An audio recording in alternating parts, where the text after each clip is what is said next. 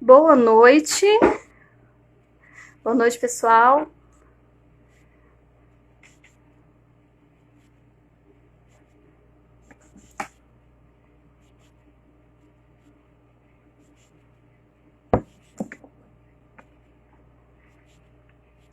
Esperar um pouquinho.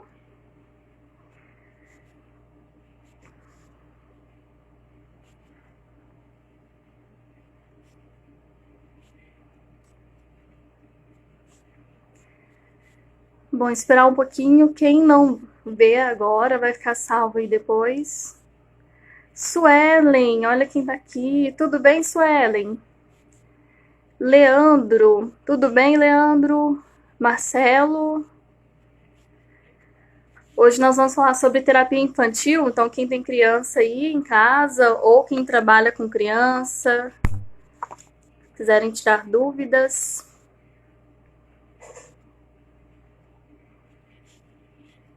Dani. Deixa eu colocar o óculos, senão não vou enxergar. Estão me ouvindo?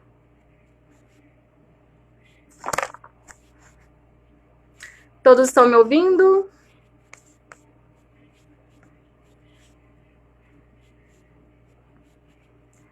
Marcela Mendes. Dani. Deixa eu ver aqui. Ok. Perfeito, então tá bom. Todos são aqui de Pouso Alegre? Tem alguém que não é daqui de Pouso Alegre? Tem alguém de outra cidade? Tô rouca de novo, gente. Tem alguém que seja de outra cidade?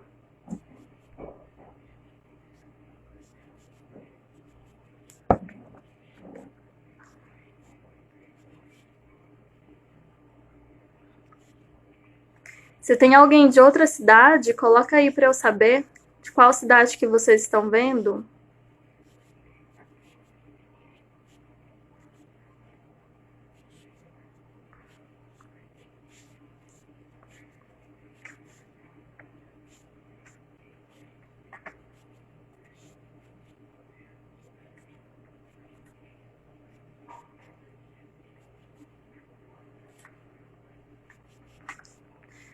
Vamos lá? Tem alguém aqui mandando mensagem pelo Zap? Eu pedi para que todos que fossem assistir a live de hoje anotassem as dúvidas sobre terapia infantil, porque nós vamos falar sobre isso, tá bom? Então já vou começar a me apresentar. Para quem não me conhece, sou Ellen Barbosa, psicóloga da infância e adolescência. Oi, Dilma, seja bem-vinda! Começar falando, sou psicóloga da infância e adolescência.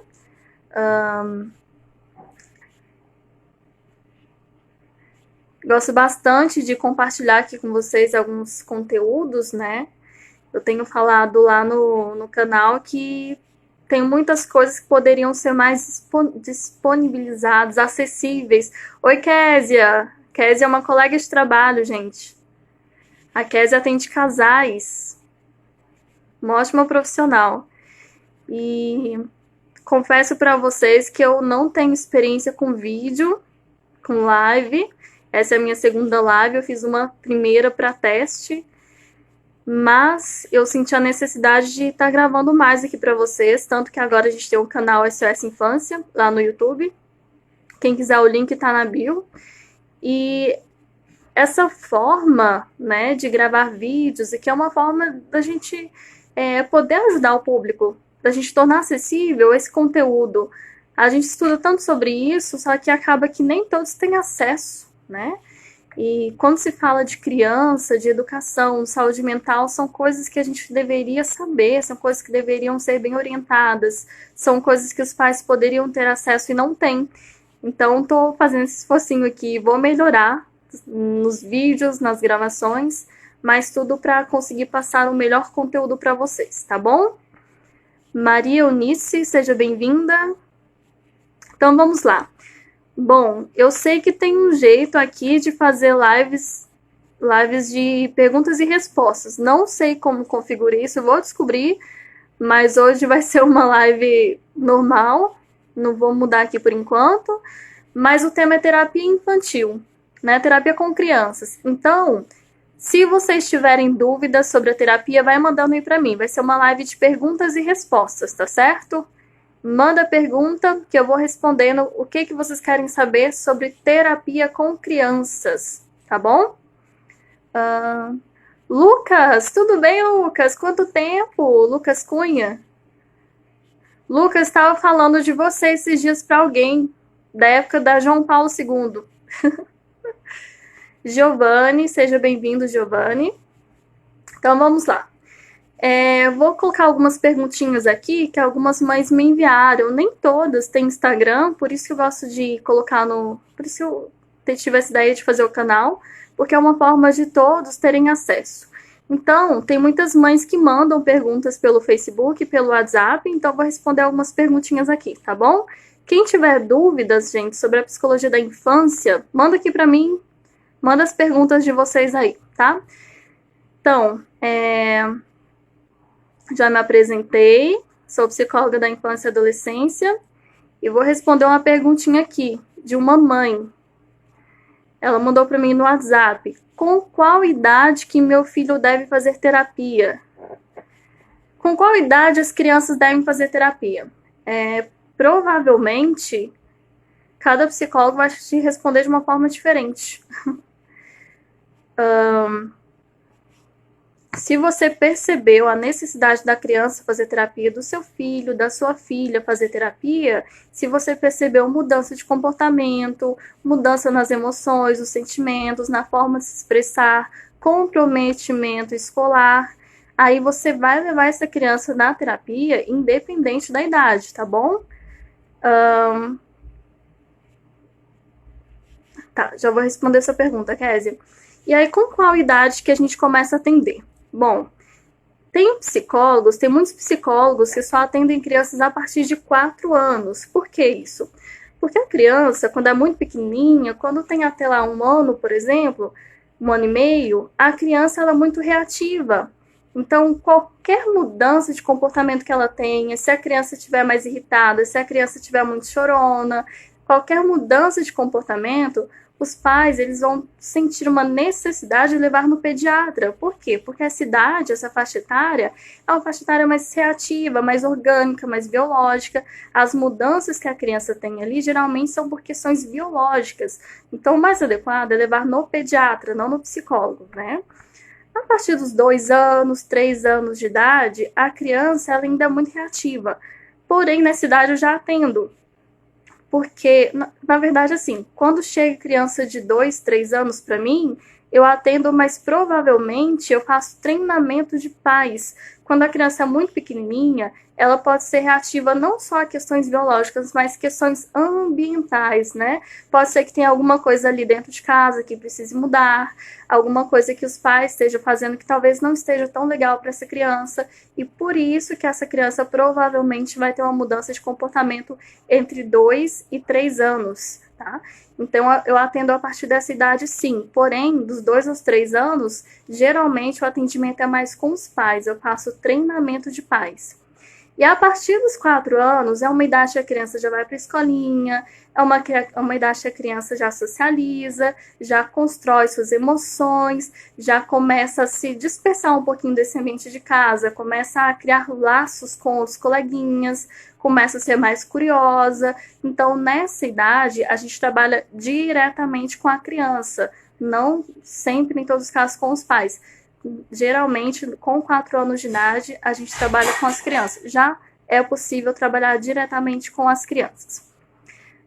Vamos lá. A Kessia perguntou: Ellen, nos atendimentos você é objetivo em perguntar às crianças ou você busca respostas com lúdico? Kessia, depende. Como eu trabalho com abordagem comportamental, tem coisas que eu já vou perguntando para a criança, mas aí a gente tem que tomar um cuidado. Na primeira sessão, a gente tem que avaliar a estrutura da criança, isso vale para quem atende adultos também. A gente tem que analisar a estrutura emocional dessa criança. Por isso que nas primeiras sessões eu gosto de aplicar testes, eu gosto de entrevistar os pais, os familiares, eu gosto de deixar a sessão mais livre para a criança, porque eu preciso avaliar até onde eu posso ir com ela, né? Por exemplo, Quando a criança chega para mim com depressão, um transtorno de ansiedade, provavelmente eu vou trazer algumas perguntas de forma lúdica, né? Mas se chega uma criança para mim, por exemplo, vítima de abuso sexual, jamais eu vou tocar nesse assunto, vou fazer perguntas diretas na primeira sessão, né? Então a gente tem primeiro avaliar a estrutura emocional da criança para a gente saber se eu fizer uma abordagem mais objetiva, vai ser eficaz, ou se eu fizer uma abordagem mais lúdica, vai ser mais eficaz, tá bom? Então, para saber isso, eu preciso avaliar a estrutura emocional da criança.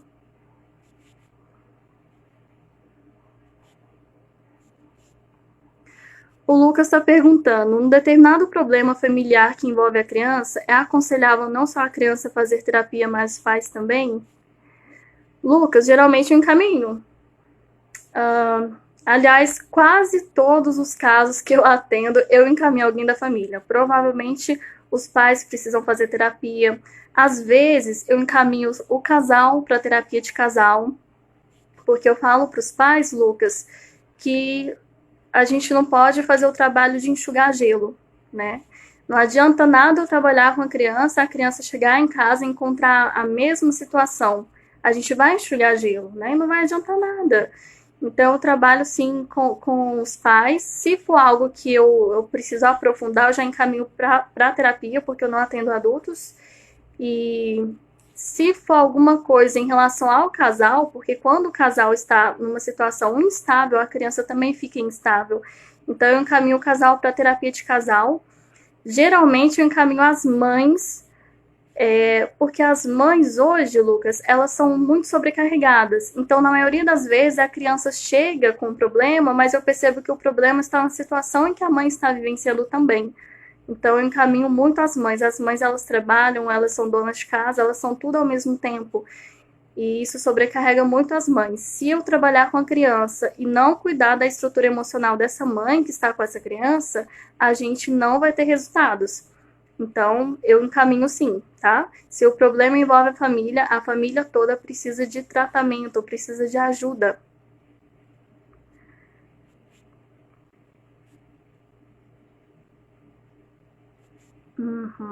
Certo. A Suelen está perguntando como trabalhar o comportamento dissimulado da criança quando ela pega algo de alguém e toma como se fosse dela. E por que ela faz isso? Suelen, a sua pergunta ela é muito subjetiva, pelo seguinte fato: cada criança faz isso por um motivo.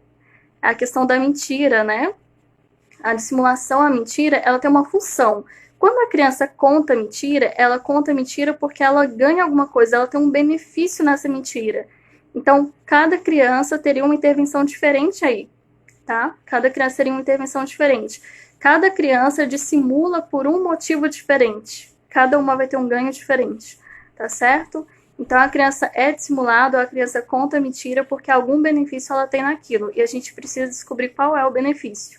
Se a gente quiser tirar esse comportamento, a gente tem que, ou mudar esse comportamento, a gente vai ter que descobrir o real motivo. A Dilma está perguntando: a família é introduzida na terapia após os 4 anos? Após os 4 anos da criança, Dilma? Na verdade, a família é introduzida na terapia independente da idade. Quando eu atendo adolescentes, eu atendo os pais também. Se for preciso, eu faço treinamento de pais. Se eu atender crianças de 10, 11 anos, pré-adolescentes ou crianças de 7, 8 anos, se precisar, eu faço treinamento de pais também. É independente da idade, tá, Dilma? O que eu disse é que antes dos 4 anos é bem mais provável que o atendimento vai ser com os pais. Antes dos 4 anos, geralmente é com os pais. Depois dos 4 anos, não necessariamente, mas eu gosto de incluir bastante a família.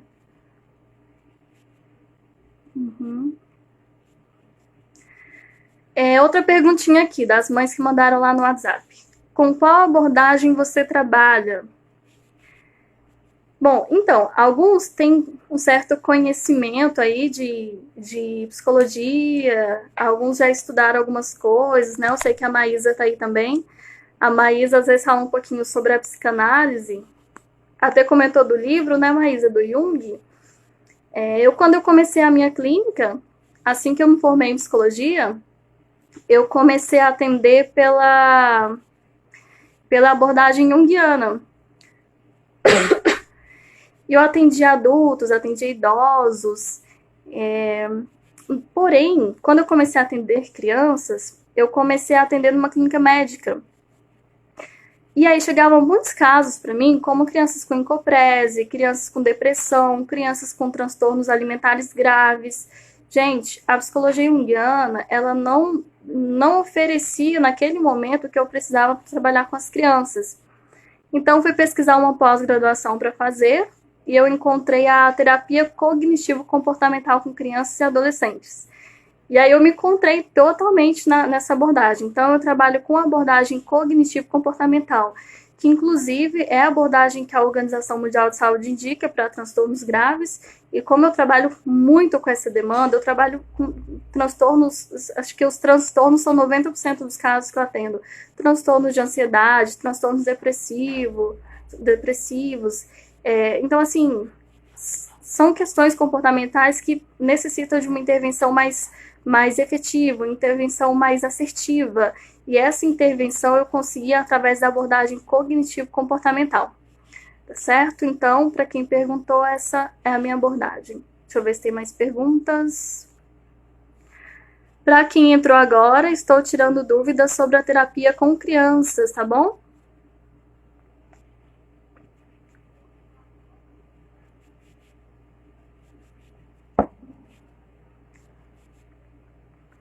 Gente, se eu estiver falando muito rápido, vocês falam aí. Teve uma mãe que perguntou aqui, como sei que meu filho precisa de terapia? Primeiro, observou mudança no comportamento? É motivo para terapia. Segundo, mudança emocional na forma de expressar as emoções. É motivo para terapia. Terceiro, mudança na escola. Geralmente quem percebe que a criança precisa de terapia são os professores, porque a criança passa a maior parte do tempo na escola. Então, na maioria das vezes, vem por encaminhamento escolar, tá bom? Quando tem comprometimento no aprendizado, ou quando os pais também querem desenvolver alguma área da vida dos filhos. Isso é muito bacana, porque a terapia, ela não é só para quem tem problema. Eu falo isso sempre, sempre, sempre, porque ainda existe esse preconceito, né? Que com adulto é aquela coisa, quem vai no psicólogo e quem é louco. Mas, na verdade, não existe isso. Nem psiquiatra hoje é só para pessoas loucas, né? Não. Então, assim, a terapia é para quando a gente quer desenvolver alguma área da nossa vida. Isso vale para criança também. Tem muitas crianças que eu atendo que não têm problemas emocionais graves, mas os pais querem que desenvolvam, por exemplo, habilidades sociais, porque são crianças um pouco tímidas. E a gente trabalha isso na terapia, e é muito bacana, muito bacana. Então, a terapia, ela não é só para quem tem um problema grave, a terapia é para desenvolver outras áreas da vida, tá certo? Então, você vai saber se seu filho precisa de terapia ou não, se ele tiver uma mudança no comportamento e uma mudança na forma de expressar as emoções. Deixa eu ver. A Dilma perguntou, quais têm sido os fatores mais comuns que chegam para você? Dilma, demanda que mais chega para mim, lógico, né? A gente está no Brasil, transtornos de ansiedade e transtornos depressivos. É o que mais chega. É o que mais tem. A gente está com um número altíssimo de crianças com transtornos depressivos, transtornos de depressão. Tem também, infelizmente, né, uma demanda que está crescendo muito, mas eu atendo muitas crianças vítimas de abuso sexual. Até um tema que eu sempre falo para os pais, vamos conversar sobre isso, vamos comentar sobre isso, porque está crescendo muito, gente. E isso é muito sério, é muito grave. Eu atendo crianças também com problemas de aprendizagem, Dilma. Eu sei que você trabalha em escola, né? Tem um número muito grande também de crianças com problemas de aprendizagem. Mas o que mais chega para mim são transtornos de ansiedade, transtornos depressivos. É o que mais chega para mim. A Sueli perguntando, o desenho da criança diz algo sobre ela? Diz muito, Sueli. O desenho da criança diz muito mais coisas do que a gente imagina. Tem até um teste na psicologia que a gente utiliza não só com criança, mas com adultos também, que é através do desenho. Então, assim, dá pra gente ver muita coisa através do desenho. Muita, muita mesmo. Dependendo do desenho da criança, a gente sabe se a criança sofreu algum trauma grave. A gente sabe, sim, lógico, que o desenho ele não define isso, mas o desenho traz indicadores de que aconteceram estes fatos. A gente consegue perceber se a criança tem alguma dificuldade social através do desenho. A gente consegue perceber se a criança tem alguma dificuldade na escola, se a criança tem algum déficit cognitivo. Então, o desenho ele é muito importante na terapia, muito, muito mesmo. Não tem como trabalhar com criança e não incluir a análise do desenho. É muito, muito importante.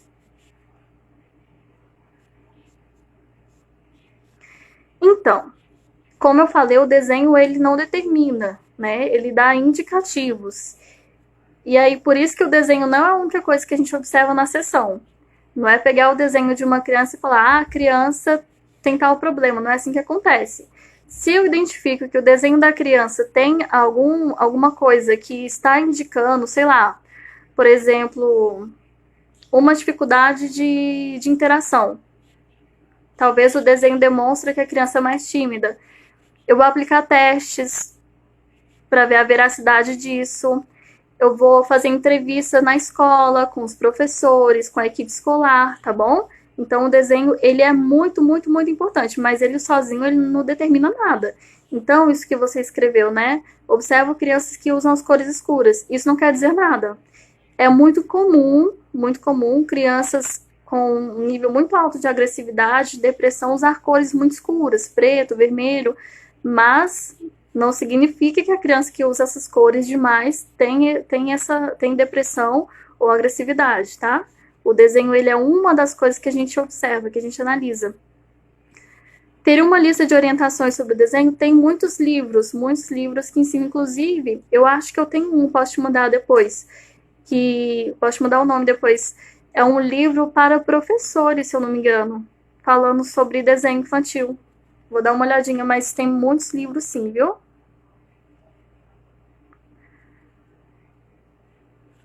A Dilma perguntou quais são as causas comuns desses transtornos, né? Transtornos depressivos e transtornos de ansiedade. Dilma, tem inúmeros fatores. Inúmeros fatores. O que deixa uma criança ansiosa hoje? Primeiro, a adaptação. Quando a criança muda de escola, quando a criança muda de casa, quando a criança descobre que vai ter um irmãozinho, né? Isso tudo são fatores ansiolíticos. O que deixa a criança ansiosa? A mudança social que a gente teve hoje deixa a criança muito ansiosa. Antigamente as crianças brincavam na rua, né, Dilma? As crianças tinham mais liberdade, as crianças uma rotina de vida diferente. Hoje as crianças ficam muito na frente das telas, né? E, gente, o celular, o computador, ele causa um excesso de atividade neurológica na criança. Imagina o cérebro que está se formando. A gente bombardeia esse cérebro de informação, de estímulo visual. As crianças não vai dar conta. As crianças não vão dar conta. Então, um dos fatores que deixa as crianças muito, muito ansiosas hoje é essa questão da tecnologia. As crianças ficarem o tempo todo na frente das telinhas. Isso aumenta demais o nível de ansiedade. Falta de rotina aumenta o nível de ansiedade das crianças.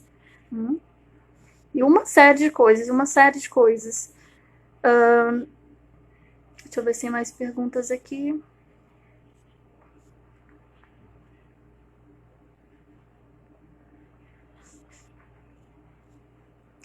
Ô Dilma, o motivo desses transtornos, eles mudam de acordo com cada país.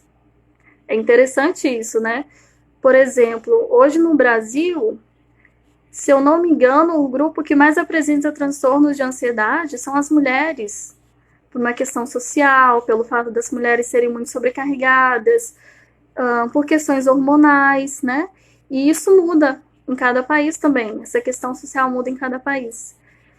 E criança, eu acredito que o que mais tem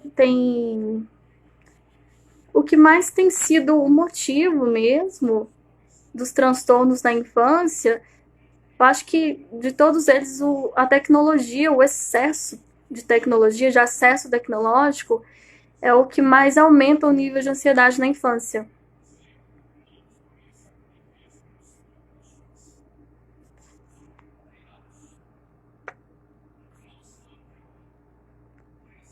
A Suelen falando, tive uma aluna que desenhava sempre dentro de um triângulo. Interessante, hein, Suelen?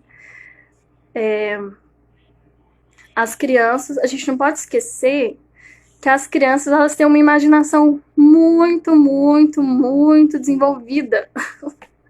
Imaginação da criança não tem fim. E acho que você vê muito isso, né, Suelen? Você já tem uma formação nessa área. Assim, a imaginação da criança é uma coisa muito difícil de sondar, né? E a gente tem que ter essa preocupação. Assim, a gente tem que observar de forma muito profissional, a gente tem que ter muito zelo quando a gente fala de desenho infantil, né? Porque as crianças, elas agem de acordo com a imaginação. Vocês lembram o início do livro O Pequeno Príncipe?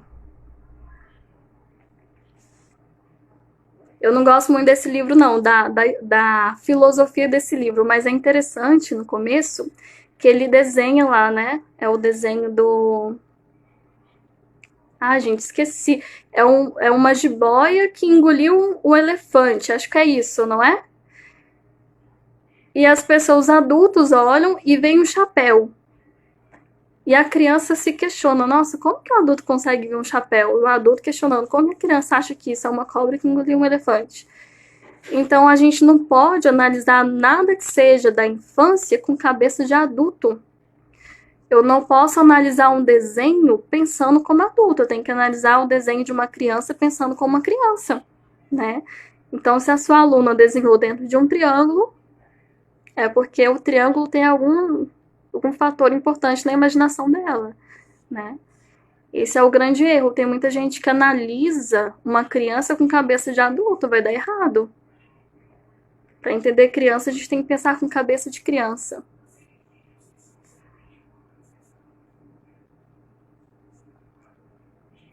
Dilma, a Dilma escreveu, isso é um alerta para os pais. Realmente,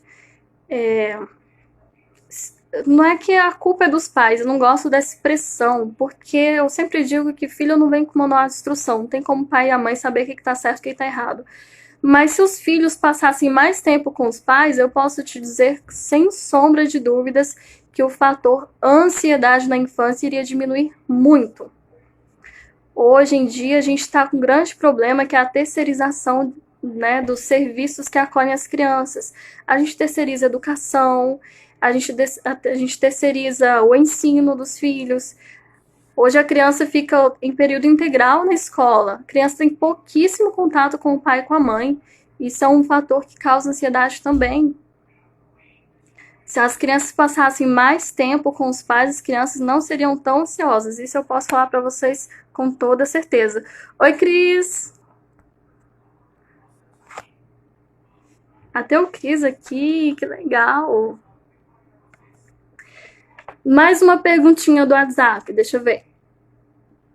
Por que psicólogo só brinca na sessão?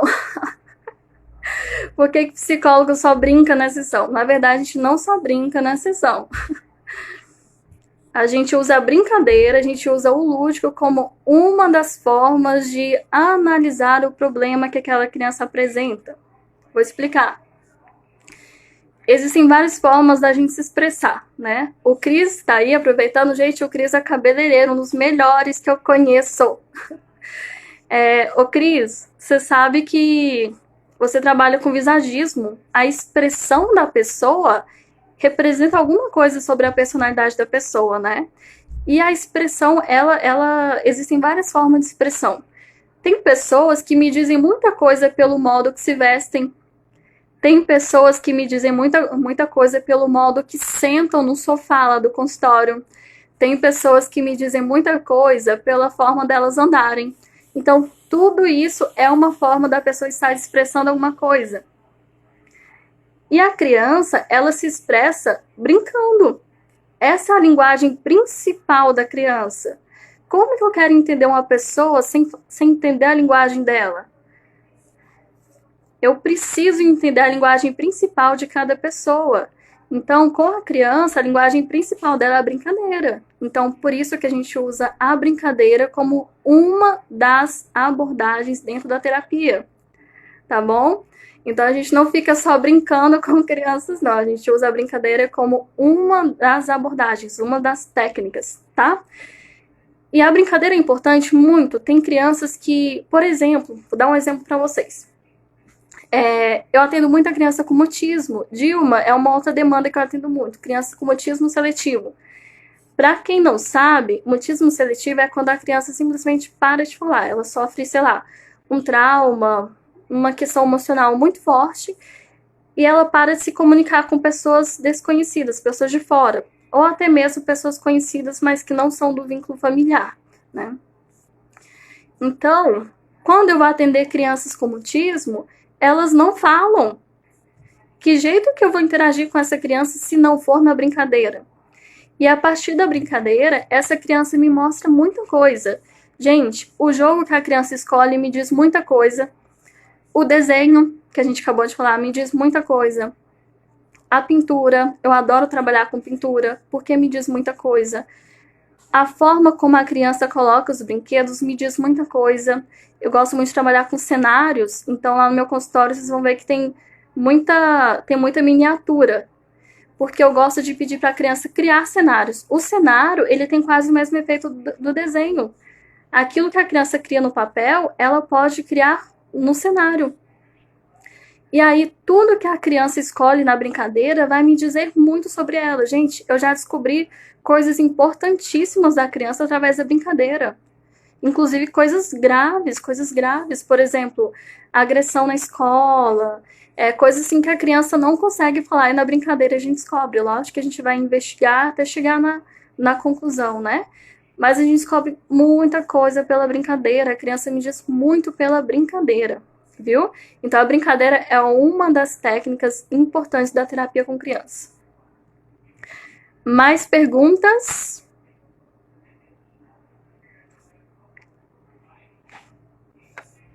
Oi, Cíntia. Oi, Patrícia. Bia.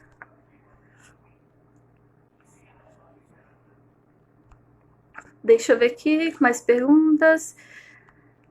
A Suelen perguntou, quais são os principais métodos de avaliação de uma criança agressiva? Suelen, você perguntou como professora ou como psicóloga? Como papel do professor ou como uma psicóloga avalia?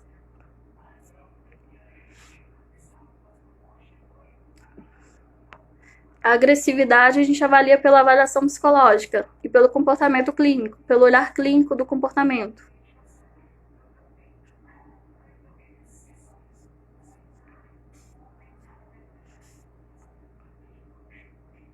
Professor, como avaliar a agressividade?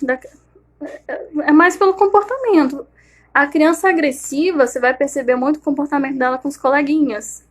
Pelas atividades também, a forma como ela faz as atividades vai te mostrar essa agressividade, se há essa agressividade. Tem muitos professores que conversam comigo, porque quando eu tenho uma criança que a demanda vem da escola, geralmente eu converso muito com os professores, eu vou até a escola, eu faço reuniões com os professores, com a equipe escolar. Então, assim, eu vejo que os professores, eles ficam muito atentos a isso, e devem ficar.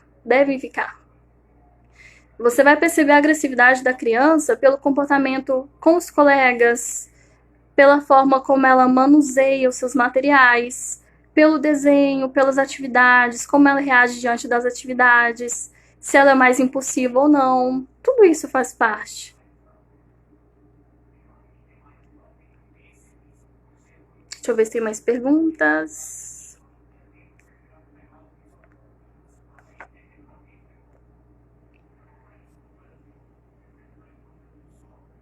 Com qual idade a criança vai fazer terapia? Já falei aqui para vocês.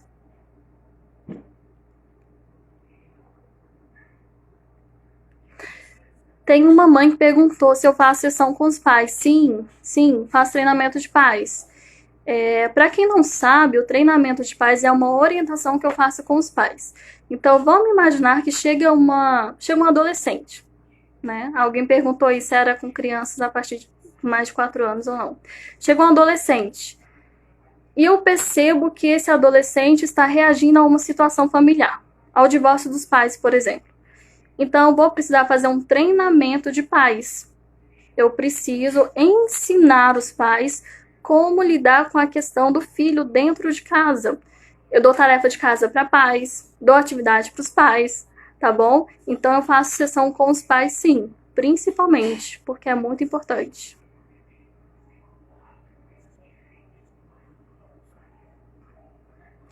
A Suelen está falando, vejo que hoje em dia muitos laudos de autismo podem ser confundidos com mau comportamento. Isso é um tema polêmico, né, Suelen? Gente, isso é um. Eu não queria muito falar sobre isso aqui, porque isso vai render. Eu vi que o Christian entrou, não sei se ele tá aí ainda, tava comentando com ele um tempo atrás sobre isso. Essa coisa de laudos, sinceramente, eu tenho minhas críticas a isso, viu? Mas sim, Suelen, acontece muitos diagnósticos equivocados. Gente, acontece muitos, muitos, muitos. Tem dia que eu saio do consultório com o coração na mão. Nossa, eu saio do consultório com o coração na mão. Tem muitas crianças que são diagnosticadas com autismo e não têm autismo. Isso é muito grave. É muito grave. Eu já atendi, nossa, eu chegava demais no consultório. Criança com comportamento agressivo que chegava com diagnóstico de autismo. Não era autismo. Criança com déficit de atenção foi diagnosticada com autismo e não era autismo. Tem muito diagnóstico errado, sim. Sim, chega muito diagnóstico errado. Equivocado.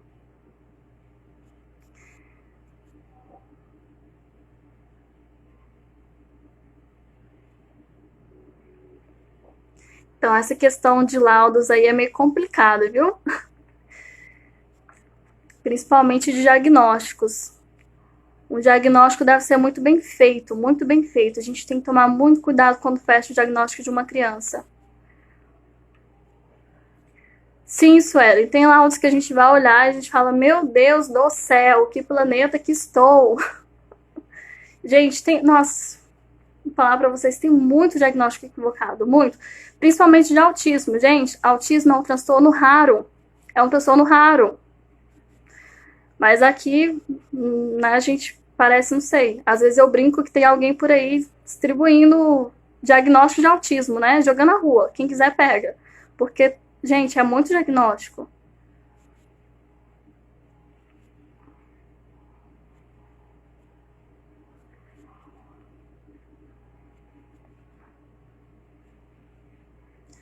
Por qual motivo uma criança cria uma fantasia em que todos acreditam? A mesma coisa, a mesma resposta da sua outra pergunta, Suelen. Cada criança que tem um comportamento desse, ela vai ter um benefício. Vou te dar um exemplo. Eu tenho aqui a Mariazinha e o Joãozinho. Os dois fantasiam as coisas, os dois criam histórias que todos vão acreditar. Todos que estão com eles vão acreditar. A Mariazinha cria essas histórias, fantasia histórias, cria para que todos acreditem, porque ela é insegura e porque ela não consegue fazer amizades. Por isso ela cria essas histórias, para que as pessoas se aproximem dela. Já o Joãozinho, ele cria essas histórias para ter, por exemplo, para ter mais atenção dos colegas. O Joãozinho, ele cria essas histórias para que a mãe goste mais dele, não do irmão.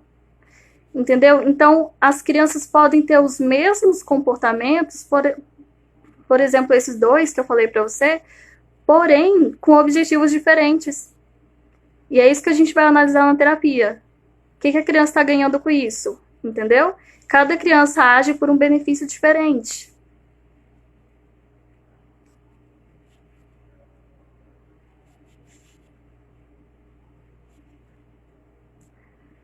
A Dilma está falando aqui, teve uma época que era comum se diagnosticar como dislexia a dificuldade do que, Dilma?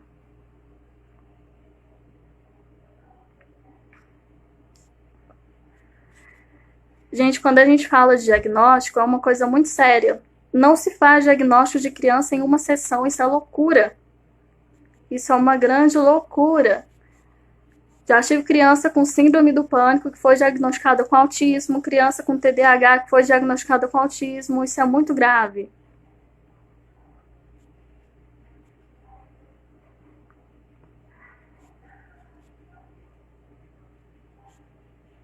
Uhum.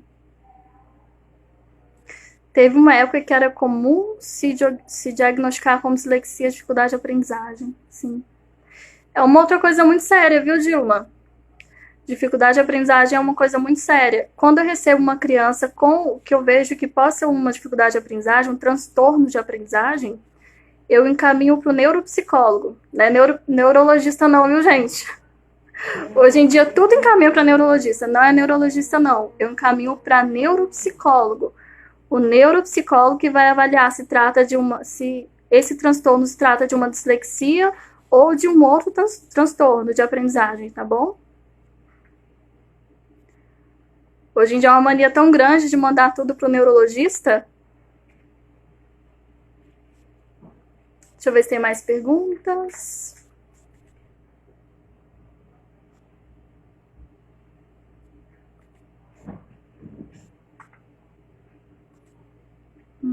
Aqui não. Acho que eu respondi todas daqui. Alguém tem mais perguntas? Sobre terapia com crianças e adolescentes? Aproveitar e falar um pouquinho dos adolescentes também.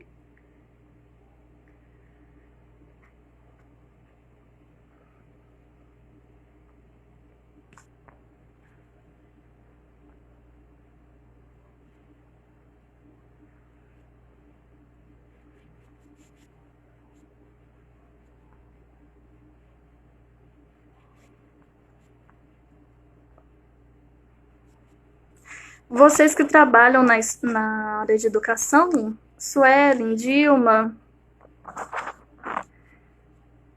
vocês têm muito mais material que nós psicólogos. Eu acho que vocês estão num papel privilegiado, né? Vocês passam mais parte do tempo com a criança do que os próprios pais. Então, vocês têm um papel muito privilegiado aí, viu? Existe esquizofrenia infantil? Não. Não. Existe, na verdade, assim, existem alguns transtornos que a gente avalia na infância, mas nenhum com o nome de esquizofrenia. O nome esquizofrenia a gente só pode dar na adolescência. Na adolescência, tá bom? Mas na infância não. Tem outros nomes, digamos assim. Pra gente saber se é esquizofrenia ou não, só na adolescência mesmo. Na adolescência, quais os problemas mais comuns? Dilma, depressão.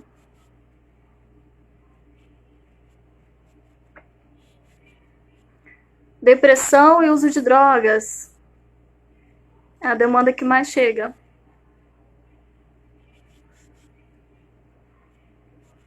Alguém tem mais perguntas sobre terapia com crianças?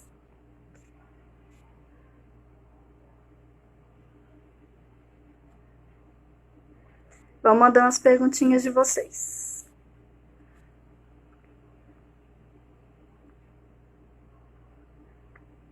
Sim, Dilma, meninos e meninas.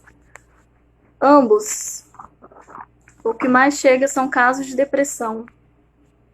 E automutilação, viu? Professores, fiquem de olho. Prática de cutting. Se mutilar, se cortar.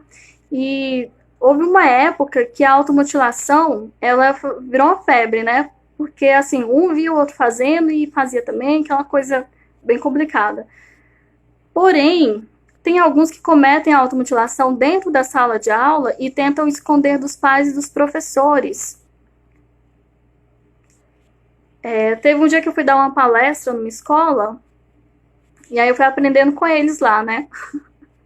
A gente vai investigando as coisas, investigando, a gente vai conversando com eles, e eles foram comentando sobre isso. E uma coisa que os alunos estavam fazendo lá era tirando, sabe, apontador?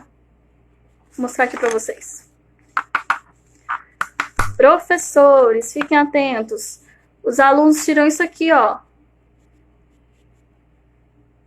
e começam a se cortar dentro da sala de aula, viu? Então, a prática da automutilação é uma demanda muito grande, muito grande. Quais são os pacientes que eu atendo que são adolescentes praticam automutilação?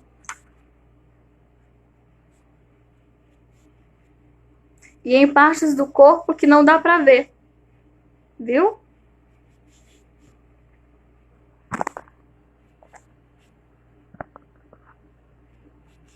Mais perguntinhas?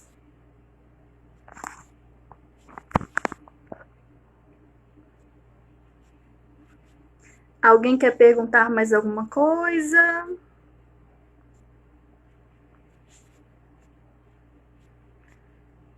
Passou alguma pergunta, gente? Alguém perguntou alguma coisa que eu não respondi?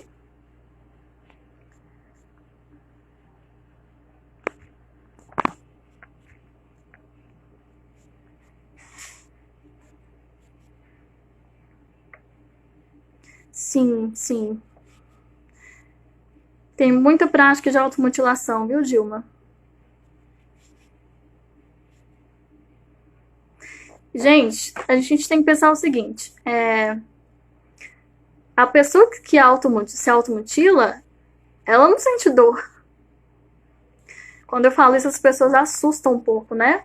A automutilação, ela é igual uma droga. O adolescente, ele se corta pra, digamos assim, mudar o foco da dor. Então, eu estou com um problema na minha casa que eu não consigo resolver. Se eu me automutilar, eu vou tirar o foco daquele problema. Então, a automutilação, ela tem muito essa função de tirar o foco do problema. Isso acaba sendo viciante. Eu fujo do problema hoje, fujo do problema amanhã, é igual droga.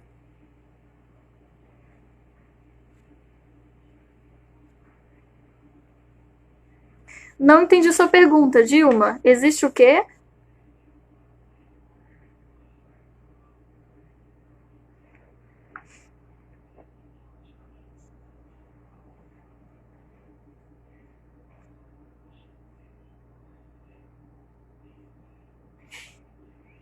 A gente tem um probleminha aí na escola.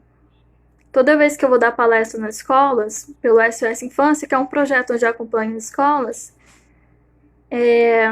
eu falo para os alunos sobre depressão, mas muitos professores me procuram depois para falar que tem depressão.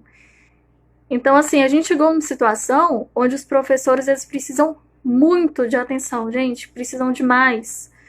Os professores eles precisam de alguma coisa ali dentro da escola que trabalhe a saúde mental deles. A gente também não pode focar no aluno e esquecer do professor.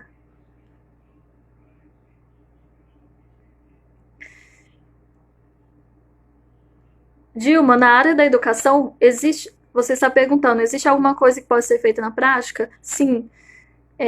Quanto mais aproximação que você tiver de seus alunos, melhor. Melhor. E não adianta a gente chegar para uma pessoa que se automutila e falar para ela, você tem que parar com isso. É igual a pessoa com depressão. Não adianta você chegar no adolescente sem depressão e falar para ele, você tem que sair, você tem que levantar da cama. Gente, isso ele já sabe. Isso não vai resolver, né? Então, tudo que essa pessoa que se automutila precisa é ser ouvida. Encaminhe esse adolescente, ouça esse adolescente, escute o que ele tem a te dizer, pede para procurar um profissional.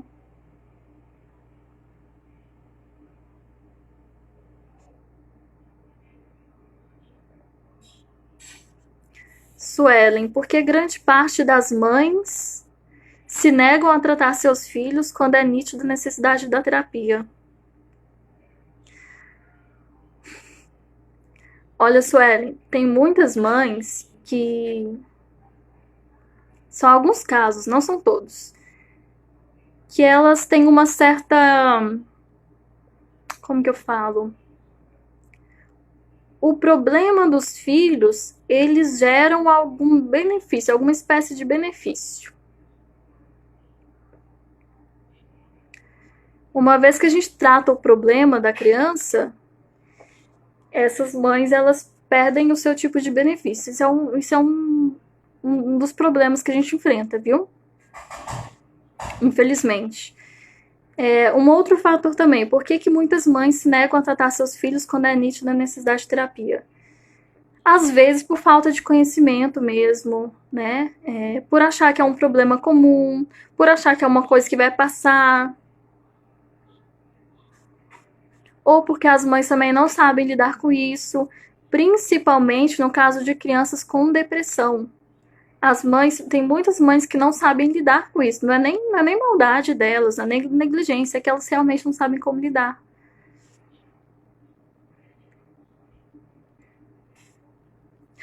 Ô Dilma, acho que foi você que perguntou qual a demanda, né, que mais chega em relação a crianças. E eu respondi transtorno de ansiedade e depressão. Isso vale para todas as idades, viu, gente? A gente já teve crianças o quê? Com 5 anos com depressão, crianças novinhas com depressão.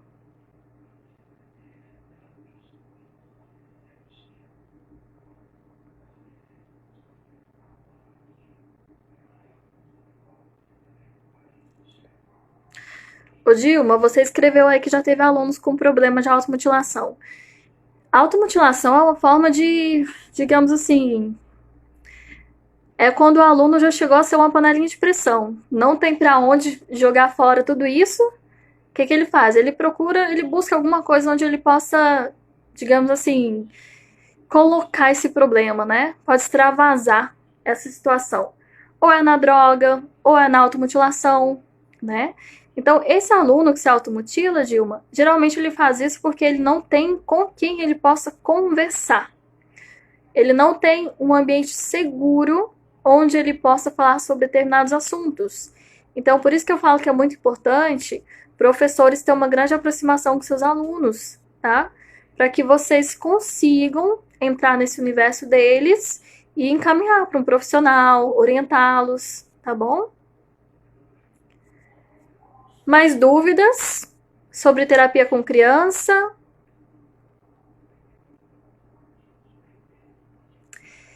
Pessoal, eu vou encerrar aqui, que acho que já estamos há um tempinho bom. Quem tiver mais dúvidas a respeito da terapia com crianças e adolescentes, pode mandar para mim, tá? Pode procurar nas redes sociais. Hoje eu falei mais sobre terapia com criança, mas eu vi que ficou aí algumas dúvidas sobre adolescência. Pode mandar para mim, quem sabe a gente não faz outra live falando só sobre adolescentes. Aliás, eu queria já falar para vocês, já adiantar, segunda-feira que vem eu estarei fazendo uma live sobre sentido existencial na adolescência, com o psicólogo lá de Santos, o Lucas, tá?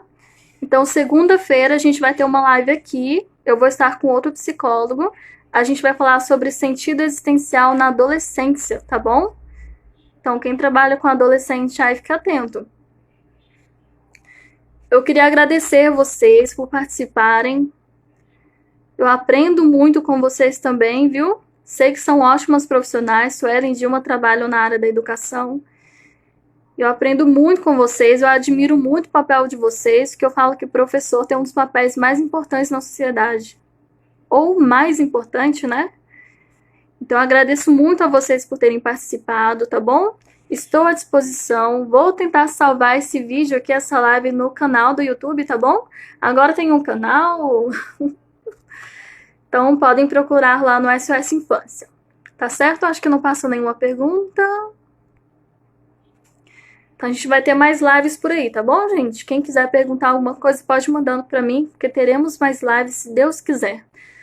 Boa noite pra vocês. Se cuidem nessa quarentena, que já virou cinquentena, ou sei lá o quê.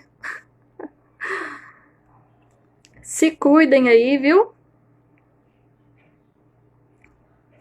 Sim, volte segunda-feira. Segunda-feira vai ter uma live muito bacana, muito bacana. A gente está preparando com muito carinho sobre o sentido essencial na adolescência.